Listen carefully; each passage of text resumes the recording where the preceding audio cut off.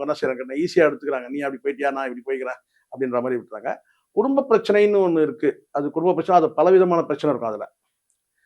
குடும்ப பிரச்சனையில பலவிதமான பிரச்சனைகள் இருக்கும். அது இதுதான் சொல்ல முடியாது. குடும்ப பிரச்சனையில அதுக்கு உள்ளுக்குள்ள வந்து பார்த்தீங்கன்னா, அ ம கடன் பிரச்சனை, பொருளாதார பிரச்சனைகள் நெறைய இருக்கும். அ வெவ்வேறு விதமான பிரச்சனைகள் நெறைய இருக்கும். உறவுகளால் ஏற்படக்கூடிய சிக்கல்கள், சிக்கல் அத முடிச்சு அவுக்க முடியாம பல பேர் இறந்துருவாங்க. இப்போ கூட சமீபத்தில கூட பார்த்தேன்ல ஒரு சினிமா சீரியல் நடிகை கூட. மகளுடைய வந்து சடங்கு சம்பிரதாயம் ஏதோ பண்றது சடங்கு பண்றதுக்கு ஆமா. ப வீட்டுக்காரர் ஒத்துக்கலன்னு சொல்லிட்டு, குடும்ப பிரச்சனை சின்ன விஷயத்துக்கு உடைஞ்சு போய் இறந்துருவாங்க. தற்கொலை பண்ணிப்பாங்க. ஸோ குடும்ப பிரச்சனைக்குள்ள நெறைய இருக்கு. மத்த இது கடன் பிரச்சனை, மிகப்பெரிய பொருளாதார இழப்பு. இப்ப கொஞ்ச நாள் முன்னாடி ஜாய் ஆலுக்காஸோட ஓனரே இறந்துட்டாரு.